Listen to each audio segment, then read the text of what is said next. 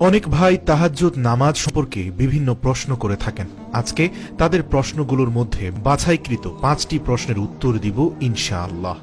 প্রথম প্রশ্নটি হলো, তাহাজ্জুদের নামাজ কখন আদায় করতে হবে? দ্বিতীয় প্রশ্ন, তাহাজ্জুদের সালাত কয় রাকাত আদায় করতে হবে? তৃতীয় প্রশ্ন, তাহাজ্জুদের নামাজ জামাতবদ্ধভাবে আদায় করা যাবে কি? স্বামী স্ত্রী একসাথে আদায় করতে পারবো কিনা? অত্যন্ত গুরুত্বপূর্ণ এই প্রশ্নটি নিয়েও আলোচনা করব ইনশাআল্লাহ। চতুর্থ প্রশ্ন হলো, তাহাজ্জুদ নামাজ বাতি জ্বালিয়ে আদায় করতে হবে নাকি অন্ধকারে পড়তে হবে? মূল বিধানটা কি? পঞ্চম প্রশ্ন, কেউ যদি এশার নামাজের পর সালাতুল উইতর তথা উইতরের নামাজ পড়ে ফেলেন তাহলে সে তাহাজ্জুদের নামাজ পড়তে পারবে কিনা, বা তাহাজ্জুদের পরেই ভিতরের নামাজ পড়তেই হবে, এটা বাধ্যতামূলক কিনা? ইনশাআল্লাহ অত্যন্ত গুরুত্বপূর্ণ এই প্রশ্নগুলোর উত্তর জানতে ভিডিওটি না টেনে শেষ পর্যন্ত দেখুন।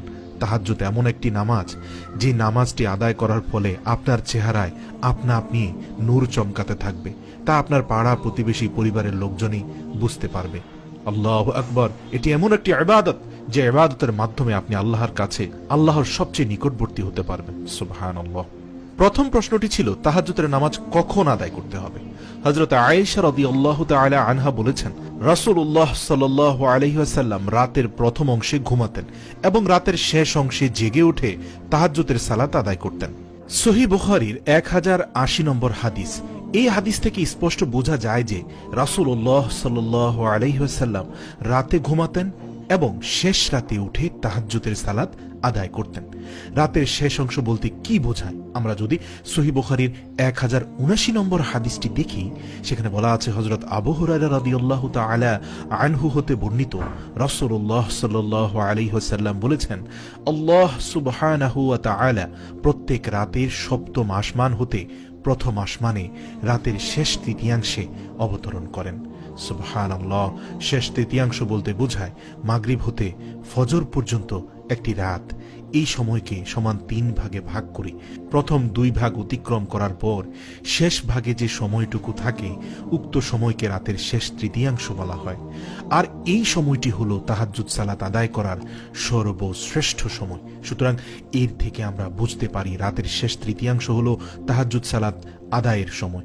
সেটা হতে পারে 2টা, 2:30 বা 3টার দিকে। এখন যেহেতু রাত ছোট তাই সময় অল্প থাকে। কিছুদিন পর যখন রাত বড় হবে তখন আবার সময় বৃদ্ধি পাবে। এজন্য স্পষ্ট করে বলা যাচ্ছে না সঠিক সময় রাত কয়টা থেকে শুরু হবে, কিন্তু এইটা স্পষ্ট করে বলা যায় সহিহ বুখারীর 1079 নং হাদিস থেকে এক সাহাবী রাসূল সাল্লাল্লাহু আলাইহি ওয়াসাল্লামের নিকট জিজ্ঞাসা করছিলেন, ইয়া রাসূলুল্লাহ, রাতের সালাত কেমন হবে? উত্তরে রাসূল সাল্লাল্লাহু আলাইহি ওয়াসাল্লাম বলেছেন, 2 রাকাত করে আদায় করতে হবে। যখন ফজর হয়ে যাওয়ার আশঙ্কা করবে তখন 1 রাকাত বিতের আদায় করে শেষ করে দিবে।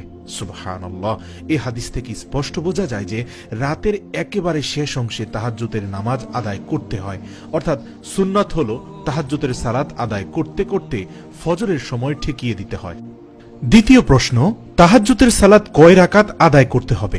তাহাজ্জুদের সালাত কত রাকাত আদায় করতে হবে এই ব্যাপারে একাধিক বর্ণনা পাওয়া যায়। হযরত আয়েশা রাদিয়াল্লাহু তাআলা আনহা এর বর্ণিত কিছু কিছু হাদিসে পাওয়া যায়, তিনি বলেছেন, রাসূলুল্লাহ সাল্লাল্লাহু আলাইহি ওয়াসাল্লাম রাতে 8 রাকাত তাহাজ্জুদের সালাত আদায় করতেন, 3 রাকাত ভিতরের নামাজ আদায় করতেন। সবগুলো হাদিস বিশ্লেষণ করে বোঝা যায় যে রাসূল সাল্লাল্লাহু আলাইহি ওয়াসাল্লাম 2 রাকাত করে 8 রাকাত আদায় করতেন, কখনো 10 রাকাত আদায় করতেন এবং 1 রাকাত ভিতর আদায় করতেন, আবার কখনো 3 রাকাত ভিতর আদায় করতেন। এভাবে 11 রাকাত পূর্ণ করতেন। এবং কিছু কিছু বর্ণনায় পাওয়া যায় রাসূলুল্লাহ সাল্লাল্লাহু আলাইহি ওয়াসাল্লাম 13 রাকাতও আদায় করেছেন, তবে 8 রাকাত আদায় করা হলো সুন্নাহ। এবং একাধিক বর্ণনায় এই 8 রাকাত হওয়ার ব্যাপারেই বেশি জোর দেয়া হয়েছে। আপনারা যদি সুন্নাত অনুসারে তাহাজ্জুদের নামাজ আদায় করতে চান তাহলে 2 রাকাত করে 8 রাকাত আদায় করবেন। তবে কেউ যদি 2 রাকাত করে আদায় করতে চান তাহলেও আদায় করতে পারেন, কারণ সহিহ বুখারী 1071 নম্বর হাদিসে এটাই পাওয়া যায় যে নবী করিম সাল্লাল্লাহু আলাইহি ওয়াসাল্লাম বলেছেন, 2 রাকাত করে আদায় করতে হবে। যখন ফজরের আশঙ্কা করবে তখন ভিতর পড়ে নামাজ শেষ করে দিবে, অর্থাৎ 2 রাকাত করে আনলিমিটেড আদায় করতে পারবেন, সে সুযোগও আছে।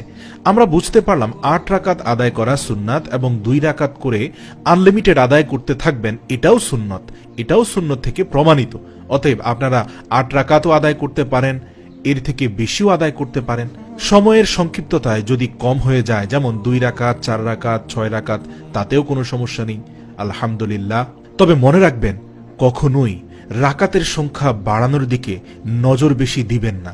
নজর দিবেন নামাজে একাগ্রতা, খুশু ও সুন্দর হৃদয়গ্রাহী নামাজ, যে নামাজে আপনি যা পড়ছেন রব্বুল আলামিনের সন্তুষ্টির জন্য পড়ছেন, এবং যা পড়ছেন তার অর্থ হৃদয়ে উপলব্ধি করছেন, এবং আপনার সালাতের মাধ্যমে রব্বুল আলামিনের সাথে আত্মিক সম্পর্ক তৈরি হয়েছে। এরকম সালাত আদায় করবেন। হযরত আলী বলেছেন, আমি যখন রব্বুল আলামিনের সাথে কথা বলতে চাই তখন আমি তাহাজ্জুদের বিছানায় দাঁড়িয়ে যাই, আর যখন চাই যে আল্লাহ রব্বুল আলামিন আমাকে কিছু বলুক তখন আমি কোরআন পড়তে থাকি। সুবহানাল্লাহ। প্রিয় দর্শক, হযরত উসমান বিন গনি রাদিয়াল্লাহু তাআলা আনহু তিনি 2 রাকাত তাহাজ্জুদের সালাতে পুরো রাত কাটিয়ে দিতেন, এমনটাও আমরা ইতিহাস থেকে জানতে পারি। সুতরাং বুঝতেই পারছেন তাদের 2 রাকাত নামাজ কত শ্রেষ্ঠ হতো। এরূপ 2 রাকাত নামাজ তাড়াহুড়ো করে 50 রাকাত নামাজ পড়া থেকেও শ্রেষ্ঠ। এবার আসি 3য় নং প্রশ্ন, তাহাজ্জুদের নামাজ জামাত বদ্ধভাবে আদায় করা যাবে কিনা, স্বামী স্ত্রী একসাথে আদায় করতে পারবে কিনা।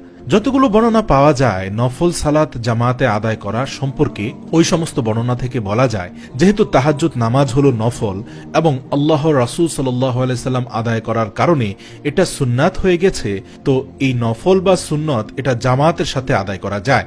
সালাতুল লাইল জামাতের সাথে আদায় করার সম্পর্কে একাধিক হাদিস রয়েছে, যেটাকে আমরা কিয়ামুল লাইল বলে জানি। অতএব স্পষ্ট করে বলা যায় তাহাজ্জুদের নামাজ জামাতের সাথে আদায় করা যাবে।